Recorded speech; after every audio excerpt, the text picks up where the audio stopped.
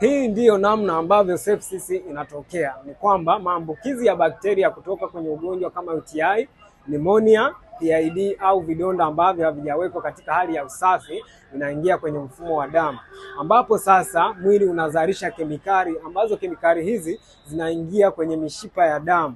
Mishipa ya damu inapanuka kupita kiasi na inasababisha maji kuvuja nje ya mishipa ya damu. Matokeo yake ni kwamba presha ya damu inashuka na viungo muhimu vya mwili kama figo, ini na moyo vinashindwa kufanya kazi kwa weledi wa hali ya juu. Na matokeo mengine ni kwamba oksijeni inayohitajika kuweza kuvisababisha viungo hivi kufanya kazi huwa inapungua. Kwa hiyo sasa sepsis inakuja kupelekea septic shock, ambayo ni hali ya hatari zaidi ambayo itahitaji matibabu ya haraka au kumpelekea mgonjwa wa sepsis kwenda ICU kwa ajili ya matibabu zaidi au kwa ajili ya uangalizi wa haraka wa kidaktari.